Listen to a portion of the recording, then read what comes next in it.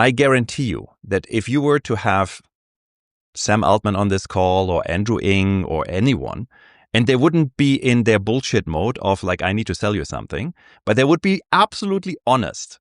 And you would ask them, where do you think AI will be in a year from now, in 2 years from now, or in 5 years from now? They will all tell you, we don't know. Like, nobody knows. You know, it's crazy that I see companies who are building plans on a specific version of the future they are thinking about, they envision to be true in like 2 years from now, 3 years from now. So what we need to create is essentially a much better understanding. You need to build the organizational capacity to bring this into your organization to understand that there's a much broader spectrum of futures, plural, not singular.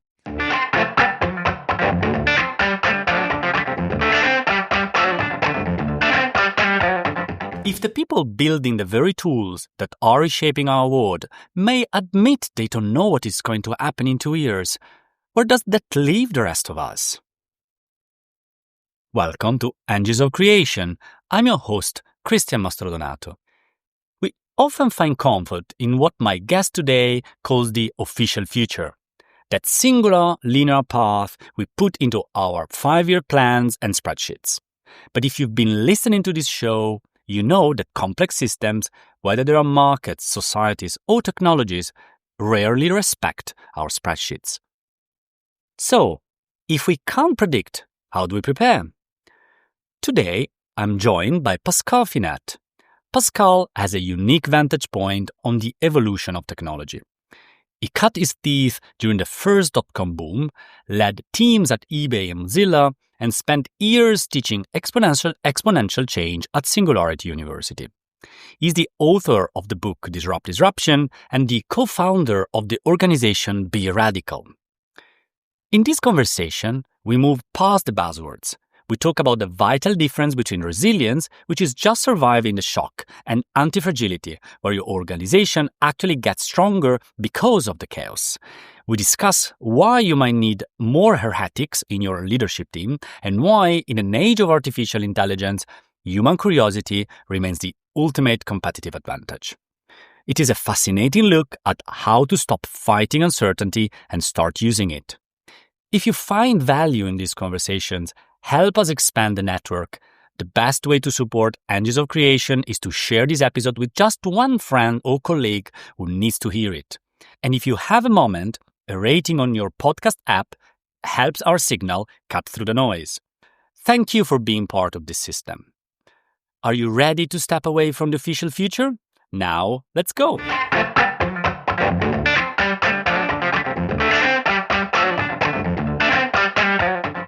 Welcome to Engines of Creation, and I'm really happy to have here today with us Pascal Finette, who is an expert in a lot of things, but I would say mainly about innovation and disruptions. And today we're going to have a fantastic conversation with Pascal.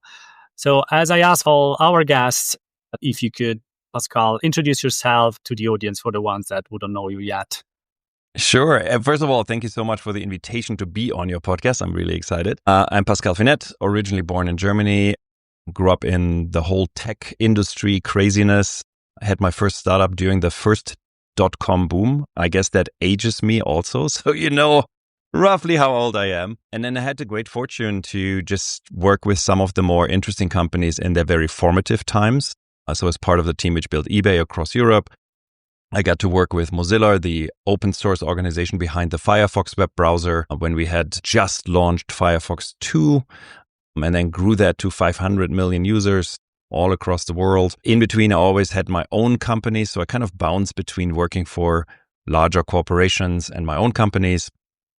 All of this work led me to the very early days of an educational institution called Singularity University, which was really focused on teaching exponentially accelerating technologies to the world. And about 7-8 years ago, I left Singularity to found my own organization called Radical or Be Radical. And what we're doing today is we're supporting leaders and their organizations in times of rapid change with tools and frameworks to better anticipate the future, better handle innovation and disruption, and really prepare their organizations to become what we like to call anti-fragile. So to become not only resilient to change, but actually thrive in a world of change. And it's an incredible journey. It's a lot of fun and surely a lot we can dig into in this conversation. That sounds very interesting. And I love you already started with using a word that it's very relevant for me, which is anti-fragile. And honestly, I've been following you actually from Singularity University, where I met you the first time as you were my teacher in the executive program at the time. And definitely at that time, really learned a lot of things from you and I kept following you. And I would like to start the conversation from a bit of demystification possibly, and looking at your last book, Disruptions, because we hear a lot talking about disruption in many places, in many circumstances. It feels it became a sort of a cliche word. And well, I guess that's your point when you say we can disrupt disruption and think about innovation and disruption in a different way. I think you're spot on. I think the word is massively overused. I joke sometimes that as a consultant, you love the word because you go to your client and you say, you get disrupted, and your client opens their purse and pays you money. I also joke about the fact that I think disruption has become what I like to call tofu. So if you know tofu, the soy-based substrate, tofu tastes like absolutely nothing. And then you put sauce on it, it tastes like sauce. And disruption is this thing, is like you can just like throw it at anything and everything. It sounds great. It doesn't really mean a lot. So yes, I became pretty obsessed with that term and the ideas behind it, because very clearly there is something happening in the marketplace. It just might not be quite what we make it out in, a lot of the general writings. So we spent a bunch of time researching this, talked to tons and tons of clients of ours, as well as leaders and practitioners in the space. And for me, really, disruption comes down to what we have defined as a state change. So this core idea is that when you look at any of the classic and even newer disruption stories, so the classics, of course, Kodak, Blockbuster, Nokia, BlackBerry, whatever, when you peel the layers, you realize that the job these tools, products, software, whatever, were supposed to do for the client. Clayton Christensen, the guy who coined the term disruptive innovation, called this the job to be done. You realize that job to be done is actually very, very stable over very long periods of time. So classic example, if you think about Kodak, taking pictures, snapping, creating memories, that hasn't changed over decades, hundreds of years. You're still taking pictures. As a matter of fact, you take way more pictures than we ever did before. What changes is the modality, the way we do this. And so we think about disruption as it's anchored in the job to be done. So you really need to understand, like, what's the job you're actually fulfilling for your customer? And then you realize there is a current way of doing this, and there might be a new, better, cheaper, faster way to do it. And those things we call states. So a particular way of doing things. And they kind of like change, overlap. So if you think about photography, for example, you had film, which is Kodak clearly, and then you had digital. They coexisted at a point in time where the digital wasn't great and good enough. And, Clayton wrote a lot about, like, in Innovator's Dilemma, about that era of ferment where the coexisting happens and why it is so hard to spot these new trends. But very fundamentally, I really believe, and I tell this all our clients, is you really need to anchor in what is the job you're actually doing for a customer, not the product you're building or the service, but the job you're doing for a customer. And then think about what is the current way you're doing it. Very clearly, that's defined. But what could be different, better, newer ways of doing this in the future? And then sometimes they merge, sometimes they don't. But that's how we like to think about disruption. As a follow-up question, I would also refer to your book. And I feel this is also something that must happen all the time. With every couple of years, there is a new technology or a new sort of paradigm that gets thrown into the market. And it's more like, I guess, building this mindset and this process into the company fabric. It's not just, let's do it and we're going to get saved from disruption and then we're going to sit down for the next 50 years. It doesn't look like that. It's more a complete paradigm change for a company. Yeah, I think the really interesting thing is, and again, like, all kudos and credit to Clayton Christensen who came up with this concept, but I really think it's what we observe very often is that companies kind of in inherently know what their job to be done is, what they're actually solving for their customer. But then their obsession goes towards the product for good reasons, right? Like if you're making a widget, say you're a paperclip company, you make paperclips, you become obsessed about making the best paperclips, lowest price, highest quality, whatever property is relevant to you. And you focus a lot of your energy, attention, expertise on this particular process versus continuously asking yourself this question of what are we actually solving for our customer? What is our customer actually using our product for? And then scouring the market and the literature and the research for better ways to solve this customer problem. So the classic example in this case is a power drill. Most people do not buy a power drill because they want to own a power drill. Now, granted, I grew up in Germany. I think a lot of Germans own power drills because they love to own a power drill. I can tell you that out of my own experience. Regardless, most people have a power drill because they have a home project to do. They want to do a DIY project. They want to hang a picture on the wall or something. So if you're a power drill company, very often you become very obsessed with making power drills, the best power drill, and you really think about like the motors and whatever. And that's fine. But at the same time, always ask yourself, like, the thing you're solving for your customer, could that be solved in a different way? And you see it interesting, like the companies which are really successful in managing these transitions, they're obsessed with figuring out what they actually solve for their customer and then continuously chip away on how do we make this better? Not just with the product they're currently doing, but really rethinking, is there a different product? A different approach to how we solve this problem for our customer. That sounds absolutely relevant. And I think, especially nowadays with the impact of generative AI, this is becoming even more important. We're going to get back actually to generative AI in a minute, but I wanted to look into the anti-fragile point of view of your work. Well, as listeners know, mindset on that sort of act as a baseline for this podcast is complexity thinking and looking at business and our society more in general as a complex and active systems. And the concept of anti-fragility emerged, probably pun intended for anyone who's interested in complexity, emerged out of research and I think was created by Taleb, if I remember correctly, was the first one coining this term a few years ago. And I think that makes things even more difficult in a nice way for a company, moving from these constantly fighting against disruption and moving into a space where they can actually use change for their own advantage to constantly stay ahead.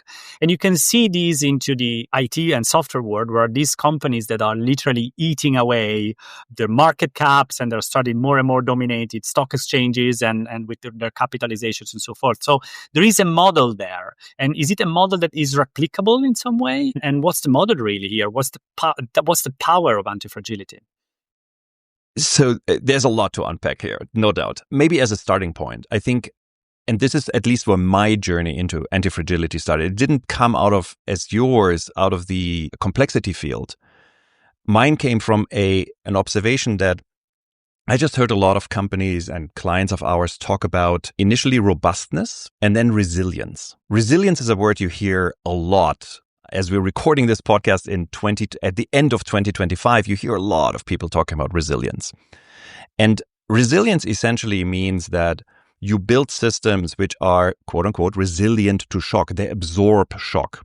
So you have an external or an internal shock, a new technology, tariffs, whatever it is, and you have built a system, an organization, an organizational structure, and have the management structure in place, the leadership structure in place to absorb that shock. And I think that's fine.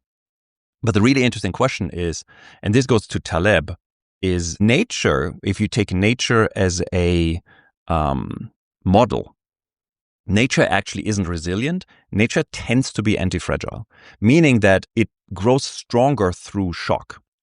So good example for this is you break your bone, the place where your bone reattaches, regrows is stronger than the remaining part of your bone. You go to the gym is another good example. You deliberately exert shock to your system. You deliberately break your muscle. You actually create micro tears in your muscle fibers, and your muscle fibers regrow And they not just regrow, they grow stronger. That's the whole principle. Evolution is shocks to the system, which create modifications in our DNA, etc., and thus create evolution, create better organisms. We don't do this in companies, by and at large, which is interesting. And I think the reason for that is, very broadly speaking, and we can get into a little bit more of the details later, but very broadly speaking is that companies love order. They like, and for good reasons, I get it, right? Like they like predictability and stability and planning and put out the 5-year plan. In an environment which is so dynamically shifting as we're currently seeing it, the World Uncertainty Index, which is this thing which the Federal Reserve out of St. Louis publishes for decades now, is at an unprecedented height. Like it's way higher. It's double the uncertainty we are now experiencing as it is reported by countries than what we saw during the COVID times. So in an environment which is so incredibly uncertain, so ambiguous, and so fast moving, I really fundamentally believe that we have to give up on the idea that you can control this environment. And this goes back to your complexity thinking. You can't control a complex system. It is by definition uncontrollable. The best you can do is to become very fluid in it, to be like play in the system and then find the leverage points in the system to then grow. That is, I think, what we need to design our systems, our companies, our organizations, and our management structures for. That's absolutely fascinating. And it reminds me of a conversation that actually happened probably a couple of years ago in the podcast. We look at Lana, who is an expert in operational excellence, and he actually wrote a beautiful book on the concept of ergodicity, which is very much related. And your parallel with evolution is absolutely spot on. I think companies, they like to stay stable and they like this element of stability. But the point that evolution shows is that if you want to adapt to your environment, you have to accept an element of giving up something from stressors and evolve. And I think that's where we constantly look at that. And that can be looked at species level, of course, as you say, the survival of the fittest, but we can observe also ourselves. We need to, go through, if we look from a sport analogy, if we want to grow our muscles or we're going to train in whatever sport, we need to go through a certain element of shock, destroy our muscles partially so that they can grow bigger or fitter for whatever you want to do. And that's also part, as I think your, Silicon Valley and IT industry experience, that's also why failures are important. If you don't fail, you don't grow and you don't adapt. And many companies, they don't like to fail. It's still like a bad thing. And they say they want, but practically it kind of touches stabilities in some way, and they don't really want to fail that much culturally. So let's start from a company, and then it would be also nice to look at it from a leadership perspective. What should be the steps for a company to start thinking how to become anti-fragile? There's a lot, but generally speaking, it goes back to what we talked about earlier, which is really around designing your organization to become more nimble and more flexible.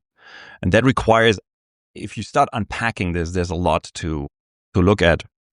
But it requires, for starter, it requires your leadership to be even willing to acknowledge the fact that we are living in a world which you just can't plan that much for. Now, that doesn't mean you shouldn't plan. I fully and totally understand, like, if you're a leader, you're building a factory, that factory has a lifespan of 20 years or longer. You can't just sit there and maybe we'll use the factory next year or not. Like, I get that. But at the same time, it's like wherever you can, I create these leverage points for you to increase the rate of learning inside of your organization, to exactly the point you just mentioned. I think it's really incredibly important to build these moments of learning in the organization. I personally really don't like the fail thing, because failure in most cultures, in pretty much every culture I know of, has a very negative connotation. You can, I think, as a leader, you can stand as much as you want on stage and say, failing is good and fail fast and fail forward. It still is failing, right? Rather than saying we need to learn. Part of that learning is that some things will not work. A lot of things will not work. But if we design our experiments to be small enough so that their impact, if they don't work, is absolutely minimal, and we increase our ability to extract the learnings out of those experiments, we actually create a very quick learning culture. I think that's number one. The second one is you really need to think in optionality. There's a concept in the futurist community called the official future. And the official future is this future we tell ourselves. And it's a very narrow view of the future. A good example for this, every company when it goes out and says, here's our quarterly plan, here's what we want to do by year's end, here's where we see ourselves in 5 years. That is the official future. The challenge with the official future is that the official future becomes a little bit of a self-fulfilling prophecy, at least in directionality. Meaning, if I say I want to build this is where I want to be at the end of the year, then I'm allocating my resources towards this. I allocate all my attention towards this, and then I build towards this. The challenge is you don't operate in isolation, right? Complex systems. There's so much stuff around you which happens and which has an influence on you being able to actually fulfill your promise, that you are much better behooved by really understanding that the future is this expanding cone of possible and probable futures. So this idea that the further out you go, you need to understand that there's like multiple futures which can happen. A good example is that you mentioned earlier, generative AI. I guarantee you that if you were to have Sam Altman on this call or Andrew Ng or anyone, and they wouldn't be in their bullshit mode of like, I need to sell you something, but they would be absolutely honest. And you would ask them, where do you think AI will be in a year from now, in 2 years from now, or in 5 years from now? They will all tell you, we don't know. Like, nobody knows. You know, it's crazy that I see companies who are building plans on a specific version of the future they are thinking about, they envision to be true in like 2 years from now, 3 years from now.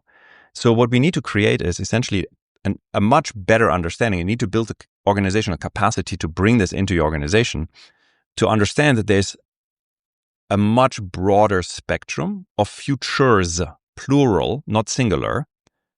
And then you can create optionality. Then you can sit down and say, okay, so how do we build our systems so that they're not just building for this one singular future, but they will be benefiting regardless where the future ends up on this spectrum.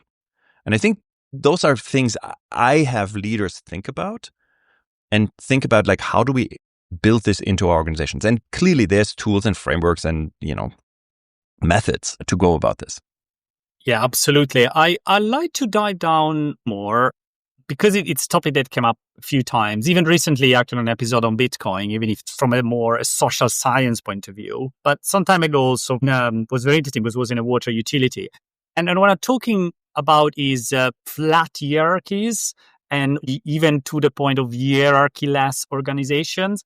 The reason I'm saying that because you actually started talking about the organization needs to become more agile, more nimble. And it sounds like hierarchies, they tend usually to fight against this agility. And it's because it's very hard to make decisions if decisions always have to go the way up and then come back down. Is it something you have been experimenting with or with your customers over the last few years? Is it something that you believe is a potential direction of travel? 100%, I think. I might have a slightly nuanced view on this. So I'm not per se against hierarchies. I think there's reason why you want hierarchies. There's reasons why you want to have middle management, for example. The model I really personally love, a model I have experienced as someone working in the model, and this goes back to a gentleman called D. Hawk. He was the founder of Visa, the payment system, global payment system. And when he created Visa, which is a conglomerate of some 60,000 member banks. And D was truly a visionary, created a system called a chaotic system. So it's this idea that you acknowledge the fact that there is chaos in the world, complexity theory. You also acknowledge the fact that you need to run an organization, you need some level of order. So you kind of like find the balance between those. And he called this chaotic system. It has some very clear principles. And I was fortunate and lucky enough that when we built Mozilla, the global nonprofit open source organization which runs Firefox, Mozilla was a really interesting case study. We build it after those exact principles. Principles are simple. So you start out with, you need to agree as an organization on the core principles, on the core values, on the way you want to do. You need to have a common understanding of where do we want to go? So what's our North Star? And then also clearly a common understanding of how do we actually want to be with each other and how do we want to work? So in the case of Visa, your very clear goals, as into where does Visa as a payment system want to go? Create the world's largest credit card payment system, blah, blah, blah. Then you also, because of you have these member banks, you need to set down rules on how do you actually transfer money between these banks. So very clear operational rules. These need to be super clear and they need to be clear to everyone. And we can talk about an interesting model we have around how do you create clarity on your mission and your purpose. So we can bookmark that. Then what you do is you empower the nodes in your network to make their own decisions. Understanding in Visa was that if you have a member bank in, let's say, Brazil, and you want to do marketing in Brazil, that member bank in Brazil, because they are in Brazil, knows best how to do marketing in Brazil. What does headquarter in New York know about doing marketing in Brazil, right? So what you do is you empower the nodes in your network to essentially, because they're closest to the problem, to make the decisions. You give them the authority to execute on those decisions, which is really incredibly important.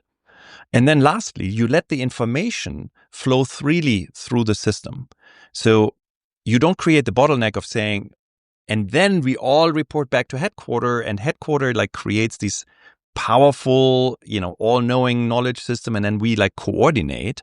But you let a little bit of this organic chaos reign. And what then happens is you build an incredibly anti-fragile, incredibly fluid system. And you can do this.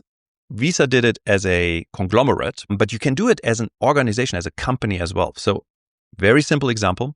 When I was at Mozilla, Firefox web browser, the Firefox web browser was essentially components. So you had a component, let's say, for example, the bookmark manager. So the thing you use to manage your bookmarks. And what we did is, instead of our CTO, our chief technology officer, saying, here's what the bookmark manager should look like and how it's going to be, and I am pushing this down, we identified the individuals who were most qualified to develop the vision and the product around the bookmark manager, and empowered them to just do what they needed to do.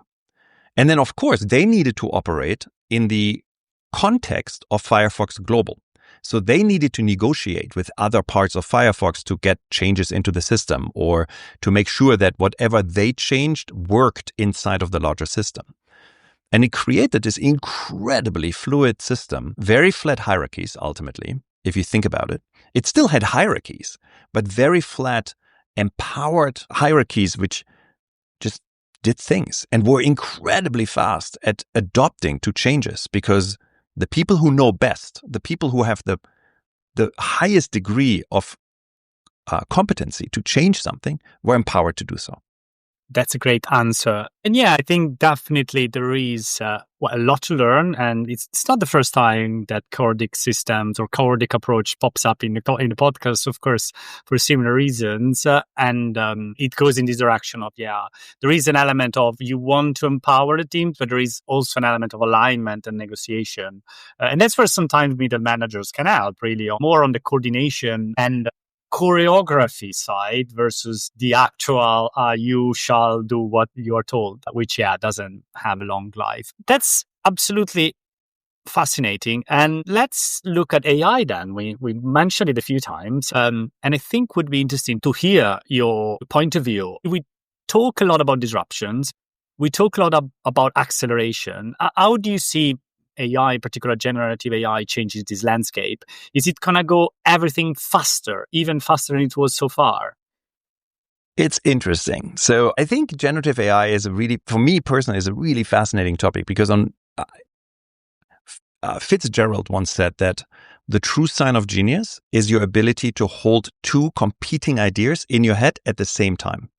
And when it comes to AI, generative AI particularly, I really fundamentally believe this to be true, because on one hand, quite frankly, a lot of the stuff you read about AI is utter bullshit, right? Like this notion of artificial general intelligence is just around the corner and what have you. It's just bullshit. On the flip side of that, in my 8-hour day, I spend easily 2 to 3 hours in front of AI and have it work with me. And I find it incredibly, incredibly powerful. I'm currently working on a new book. I love using AI to help me do research, help me with phrasings, help me think through things. So I think the most important thing you need to do with generative AI is to really form a mental model, and that requires some work to understand what it's good at and what it's not good at. And this has something very fundamentally to do with the fact that generative AI is autocomplete on steroids based on the largest corpus of data humankind has ever compiled. Full stop. If you understand that, you're like, oh my God, it can do some things really, really well. Like, for example, copy editing for me. It's incredible at that. At the same time, because it doesn't actually have what is called a world model, it doesn't understand anything. It doesn't really understand if you say, how many sides does a dice have, like a die? It will basically say 6, but only says 6 because it knows that typically in the literature it's 6. It doesn't even know what a die is.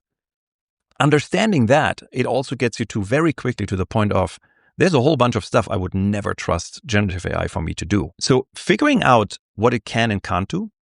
Ethan Mollick over at Wharton Business School once called this the Jagged Frontier of AI. This idea that it's not this clear line of it can do this thing and it can't do this other thing, but this weird line where it can do this thing exceptionally well, and then something which is related, and you would, as a human, always expect someone who can do A will absolutely be able to do B. And it falls completely flat in doing B. And again, this requires effort on our end to understand in our processes the work we are doing, where can it help us and where is it not helpful. So the onus is on us. And then this gets us into an interesting conversation, I think, where people talk a lot about the future of jobs and such. And I find this such a weird conversation because really, if you think about a job is thousands of component tasks. The work you do, Christian, is 1,000 different things, individual pieces. Some of those pieces, AI will be incredibly good at helping you. Some of those pieces, AI will just do for you. And some of those pieces, AI will not do squid. And I think it's so incredibly important for us to understand that and to adjust for it. Yeah, a lot of the examples. And I was really digging into some of the things that are happening. And I was just in a conversation today with a colleague, and we were trying to do some road mapping exercise. And it was interesting because what you were realizing that AI is very good at, of course, crunching text, but it doesn't understand time. It just say before and after, and it's not the thing. The concept of time, it's really hard. Absolutely, the definition used of Jagged Frontiers is very relevant. And then also the mindset of looking at it more as a huge library, it's much more powerful and useful sometimes, instead of having this marketing magic machine that it's not really. And I have always in mind, and I've used it sometimes in other situations with more or less success, the old definition of stochastic parrot that back in the days cost Emily Bender her job in Google, but I still believe it's the right definition. At least for me, that's how I define a large language model. It is a stochastic parrot. It's just repeating. Of course, it's much better repeated than the average parrot because it knows billions and billions of words. That's right. That's just it. And we need to look at it from that perspective. But okay, given this framework, which was absolutely fantastic, and I think it's very important to demystify these sort of things, I would like to mention a word that I think you like because it's a title of your blog, and it is heretic. And in this space where there is this constant change, and we want organizations to constantly change, the reality we know that there are some individuals who are more heretic than others, that are more keen and are ready to jump into the disruptions, while the others, it's hard for them. So is this role evolving and changing and becoming more of a role model versus just the hero going ahead by herself or himself. I don't know. I'm really thinking how these sort of maverick roles are evolving into this new organization. If they're evolving at all, maybe it's the wrong question and everything is the same. But I'm curious to hear from a real heretic how this mindset is evolving.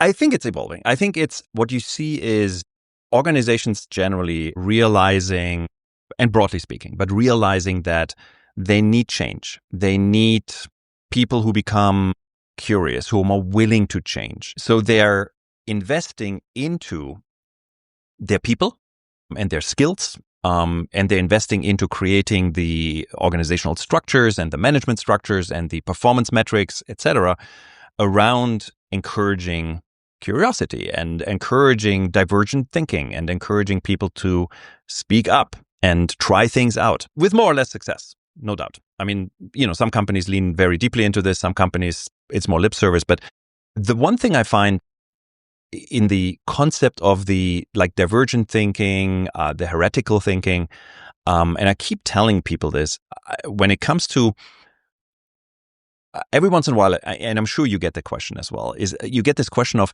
what is the one skill we need to teach our people, to be successful in the future? What is the one skill you need to teach my kids to be successful in the future? And for me, it really comes down to curiosity. A curious mind, a person who is curious, by definition, is seeing more of the world. That person is questioning more of the world. Thus, that person also gets divergent perspectives of the world. So they're not just seeing here's my point of view and that's it, but they're really constantly asking yourself, where could I be wrong? What new information could come to light, which makes me see the world differently? And the irony of all of this is, and I discussed this at length when I was at the Digital Advisory Board at Pearson, which is the world's largest learning organization, we talked a lot about this, where children, if you have children, you know this, children are curious by nature. There's not a single child on this planet which is not curious. They always ask you, mommy, daddy, why? What is this? How does this work? And the irony and we send them to school, and in school we beat that out of them. Because in school we say, don't ask questions, give me the answer. And I think we need to get back to becoming much more curious and asking much more questions. Because in a world which is so incredibly ambiguous and fast-moving and uncertain, the value of a good answer is actually diminishing. Because whatever you come up with an answer might be totally obsolete by tomorrow. But if you have the foundational question which got you to the answer, that question will be relevant tomorrow and the day after tomorrow. So I really think that as organizations, we really need to lean into this. And I see it happening. I see it happening with a lot of our clients who are asking, people like us to bring this to them, to help them and their people to flex that muscle, to give them some tools and frameworks to do it better. So I do think it's evolving. I'm pretty hopeful that it's actually getting better, and a future will tell. But I think it's a good time to start asking a lot of questions and become really curious about the world. I could not agree more. So I love this answer. I would like to stay on the questions, but broaden it up a bit, and not talking about organization, but individuals. So they are part of organization, either they work or not. There is a lot of change and there is a lot of disruption. And you mentioned about curiosity definitely as a key element. In this change coming from AI, coming from many directions, also in an environment, let's call it geopolitical and social environment that is changing a lot and feels sort of fragile at the moment. What do we need to do as individuals kind of stay up to date to disrupt our own disruption and constantly learn new things? What are the new skills that we have to learn? I think it really comes down to curiosity. So start there. I would, as an individual, my practice is clearly there, but as an individual, I would dedicate some time to learning, to exploring, to become curious. I think what's really important in that context is to go beyond your current perspectives, your current field. When you look at innovation research, you find that there's a seminal study which MIT did years ago. What they found is that the most interesting and most disruptive tendencies come typically from industries which are outside of your core industry. So it's basically innovations which make that leap from one industry where they might have been birthed into another industry, like a particular technology moving from one industry to the next. Beautiful example, sonar, or LiDAR. So the technology which gives you a 3D image of the world originally came out of the military research because it was used for, basically warheads, rockets, and really made its impact when people figured out, hey, wait a second, I can put this onto a robotic device like a car and make it see the world. And when it can see the world, it can drive itself. And now we've got way more cars driving in San Francisco since this week on the highway, which is crazy. So I think a really important thing for people to do is to spend time looking outside of their core industry. Often we are so narrow focused on our industry, and often we know a lot in our industry, which is good, but look outside of your core industry. I think that's the one. And then the other one is the faster you can learn, the better you will get. So invest into your capability to learn, to absorb, to understand concepts. So kind of like this idea around meta learning, learn to learn, which is another thing which I find really fascinating when you think about school. Most schools, at least the schools I went to, they didn't teach you how to learn. They taught you stuff, but they never actually sat down and said, let us teach you how to learn more efficiently, faster, better first before we teach you the stuff, which is ironic. And it's stupid. And it's a waste, but we don't do that. So invest into that and you get better and you can increase your rate of learning. And if you increase your rate of learning, you will be a better human. I love this answer and disclosure in particular. And definitely, there is a lot there in education. And we had Eric Stocker talking about disruption in education, which is, of course, a very important topic. And it's so interesting because, if you look at it from an educational perspective, meta-learning is not really a thing, as you said. And I'm also thinking from the point of view of neurodivergence. So the reality is when you learn how to learn, each brain learns things differently. And school can become so much more powerful for children when you accept, okay, this brain works different than the other. Doesn't necessarily mean they cannot learn. They're just going to learn differently. Well, all these discussions about leadership are kind of leading naturally to the last question I ask all the guests. And you're allowed to repeat. Definitely mention about curiosity and meta-learning as a nice element. But I just want to make sure we pick everything up that are listening to you right now. So what are the characteristics of a modern leader who embraces complexity? Exactly what you just said. It's really, for me, is about your curiosity about the system, about your ability to learn, your ability to be flexible in your mind. So again, I love this Fitzgerald quote about the two opposing ideas, because the reality today is that a lot of the information you receive, a lot of what you see about the world are often very opposing points of view. And I think the most successful human beings in this environment are the ones who are not picking sides, are the ones who are able to keep both sides in their head. Because the reality is pretty much all the time, a little bit of this and a little bit of that is true at the same time.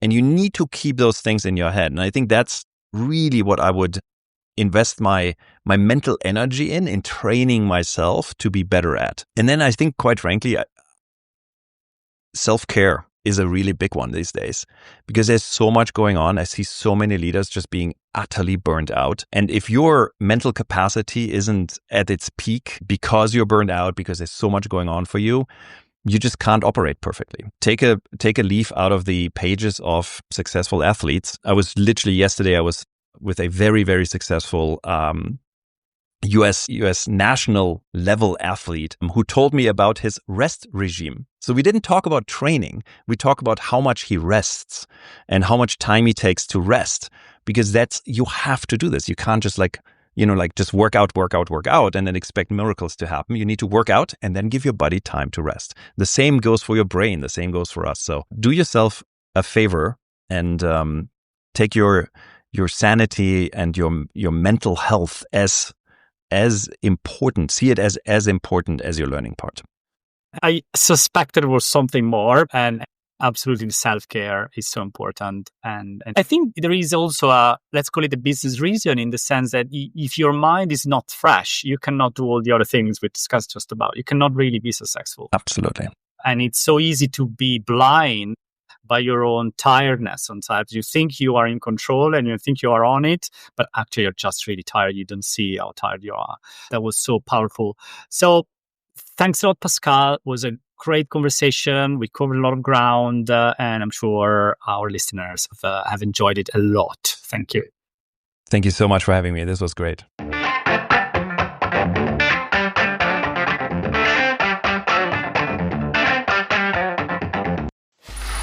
Free audio post-production by alphonic.com.